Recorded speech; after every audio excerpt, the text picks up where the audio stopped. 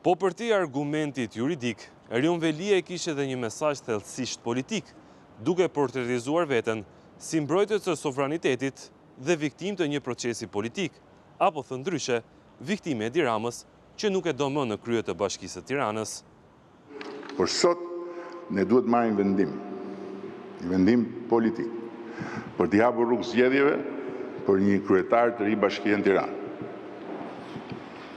Përfaqësuesit tanë në Këshillin Bashkiak duhet vënë në lëvizje mekanizmi ligjor të shkarkimit të bashkiakut zgjedhur, pavarësisht, dhe kjo duhet parë nga Parlamenti i ri, se kuadri ligjor lë për dëshiruar për rastin kur kryetari i bashkisë nuk paraqitet në detyrë, jo se ai nuk do të paraqitet, po se është i penguar nga paraburgosja.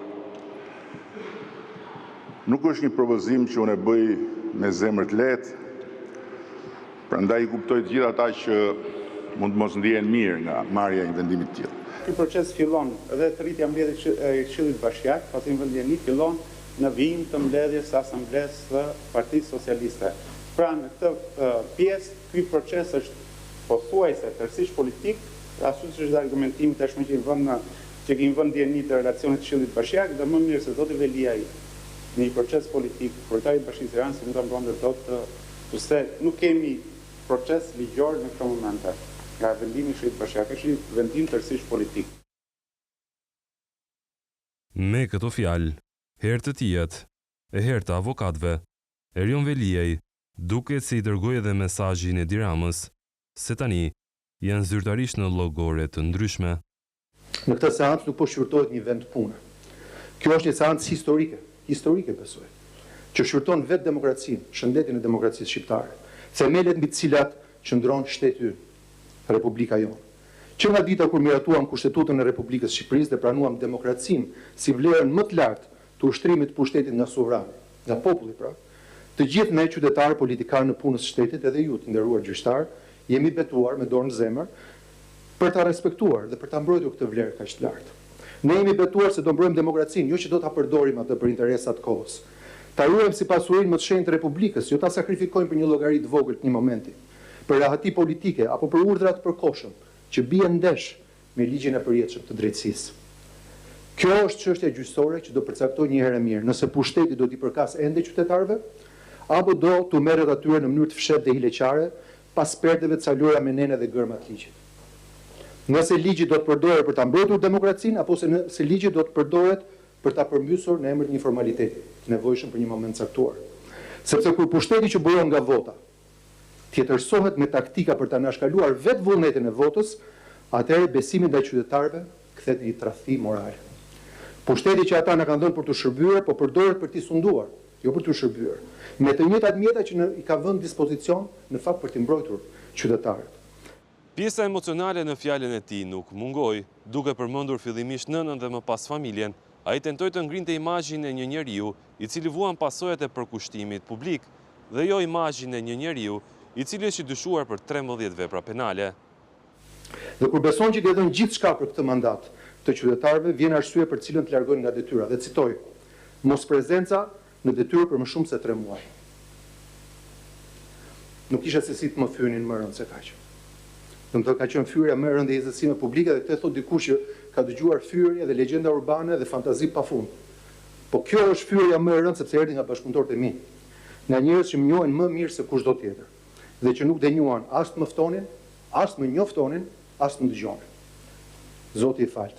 Lutem çdo natë për ta dhe them Zot fali se nuk din ç'kam bërë me atë vendim. Kjo akuzë nuk më lëndon për fjalën dhe shkresat e shkreta që ka prodhuar, por për padrejtësinë që ajo përfaqëson.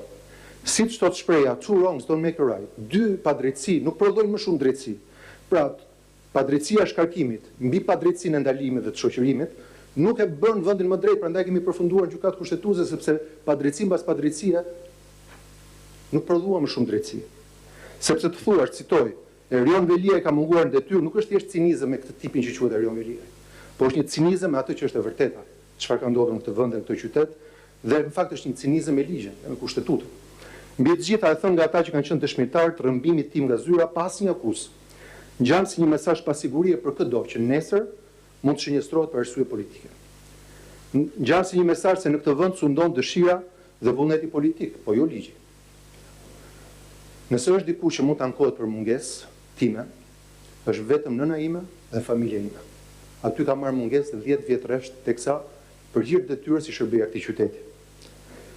Ata i kam takuar, djalin tim e kam takuar më shumë në Burg se që kam takuar në Liri. Ku e lija në gjumë dhe i gjeja në gjumë për shkak të kësaj detyre dhe këtij përkushtimi.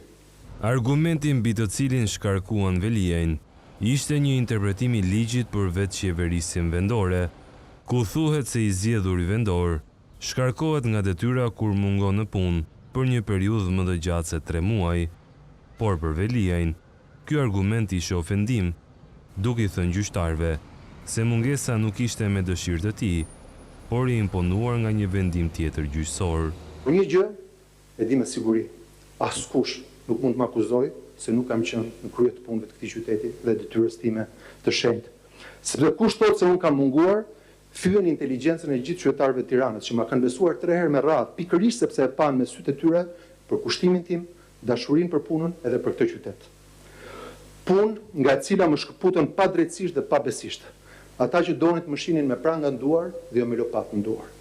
Që nuk donin këtë tipin që thash unë, Lalieri në atë zyrë, sepse ajo zyrë është e bërë simbolin dashurie për qytetin, për punën, energjie pozitive, të pafundme, një qendër e optimizmit për gjithë kombin tonë.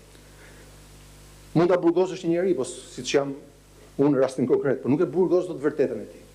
Edhe të vërtetën që ulëret, e vërteta është se mos prezenca ime nuk ka qenë zgjedhje. Pra unë nuk zgjodha që të vetë rëmbehem, të vetë izolohem dhe të vetë internohem në qytetin e Durrësit, në një burg në Kënet, por pasojë një izolimi të imponuar nga shteti, përmes një vendimi disproporcional nga letra anonime, a mund të vazhdoj 2 minuta? Një izolimi të imponuar nga shteti përmes një vendimi disproporcional nga letra anonime dhe zell persekutues që më privoi jo vetëm nga liria dhe familja, por nga qyteti im, përpara se të provoj çdo fajsi. Në planin politik, kjo ishte një dalje e kalkuluar, një rikthim në skenë pas një periudhe izolimi, ku gjykata u kthye në skenë publike, ligji në gjuhë politike dhe emocionin në armë komunikimi. Veliaj nuk foli për të bindur gjyqtarët, por për të rifituar publikun, i cili ndërmjet tij dhe SPAK më shumë beson prokurinë e posaçme. A mos vallë duam që ta legjitimojmë idem se çdo funksionar i zgjedhur mund të largohet nga detyra përmes një arrestimi të përkohshëm, pa vendim fajësie, duke ja marrë popullin mandatin që ai vetë ja ka dhënë këtij individi? Nëse kjo pranohet, atëherë ta themi hapur sot, çdo mandat i zgjedhur nuk është më një garanci e sovranitetit qytetar, por është një leje, është një patent, është një licencë që mund të hiqet në çdo kohë në varësi të vullnetit politik. Nëse ne pranojmë një gjë të tillë, atëherë parimi i prezumimit të pafajësisë e humbet totalisht kuptimin. Dhe ndëshkimi pa vendim gjyqësor do të kthehet në një praktikë të zakonshme. Mjafton të arrestosh dikë dhe fare mirë e qiron nga puna apo detyra, misioni apo vota që ka marrë. Kjo do të ishte një rrëshqitje rrezikshme nga shteti i drejtës tek shteti i paragjykimit.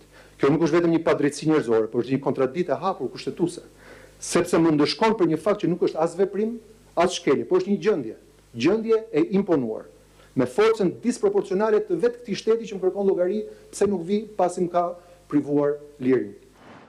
Në fund të fjalës përpara trupës kushtetuese, ai u kujdes të jepte mesazhin jo vetëm gjykatës, por edhe atyre që ndiqnin live, se në rast ndërprerje të mandatit, atëherë vijimi i ushtrimit të mandatit nga të zgjedhur të tjerë vendor do të ishte në oreks të pushtetit ekzekutiv e më konkretisht të vetit i Ramës.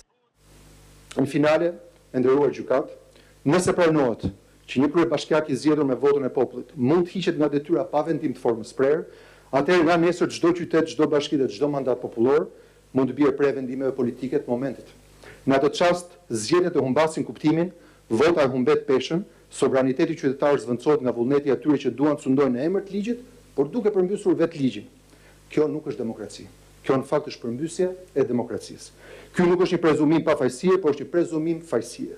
Dhe aty ku pafajësia zvendçohet nga paragjykimi, drejtësia pushon se ekzistuari. Në finale, ajo që duhet t'ju them është se nuk jam këtu për të kërkuar një mëshirë ose një privilegj. Vi për të kërkuar këtu drejtësi kushtetuese. Drejtësia është mburoja morale dhe fundore e Republikës tonë. Ajo që mbron rregullin dhe që na mban bashkë si shoqëri.